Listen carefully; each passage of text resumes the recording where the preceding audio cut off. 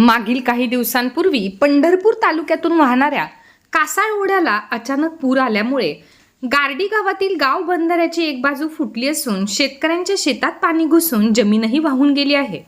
या गावात कासाळ ओढ्यावर कोल्हापूर पद्धतीचा बंधारा बांधण्यात आला आहे। मागील उन्हाळ्याच्या दिवसात 20 ते 25 फुटापर्यंत भाळवणी गावाकडील बाजूला भरावा टाकून एक भिंत तयार करण्यात आली होती, परंतु पाण्याच्या प्रवाहामुळे ही भिंत फुटली असल्यामुळे मोठे नुकसान झाले। जलयुक्त शिवार अभियानामुळे या ओढ्याला लहान नदीचे रूप प्राप्त झाले असल्यामुळे ओढ्याचे पात्र मोठे झाले आहे। यामुळे ओढा दुथडी भरून वाहिला। गाव बंधाऱ्याची एका बाजूची भिंत फुटल्यामुळे ग्रामस्थांनी लोकवर्गणीतून तयार केलेला गारडी ते जैनवाडी रस्ता पूर्णपणे वाहून गेला। गावात ये-जा करण्यासाठी बंधाऱ्यावरील मोठ्या पुलावरून 5 किलोमीटर लांब जावे लागते।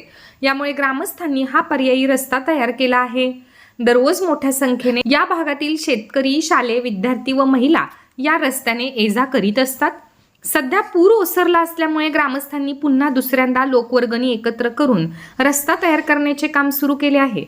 वसंत फाटे, डॉक्टर नवनाथ भाटेकर, अनिल चव्हाण, रवींद्र फाटे, आसपासचे ग्रामस्थ व वाहनधारकांनी लोकवर्गणी एकत्र करून शासन व लोकप्रतिनिधींच्या मदतीची वाट न पाहता गारडी ते जैनवाडी रस्ता पुन्हा करण्याचे काम सुरू केले।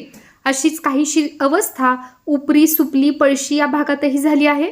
लोकप्रतिनिधी व शासन कासाळ ओढ्याला पूर आल्यानंतर येतात, पाहणी करतात, मोकळी आश्वासने देऊन निघून जातात।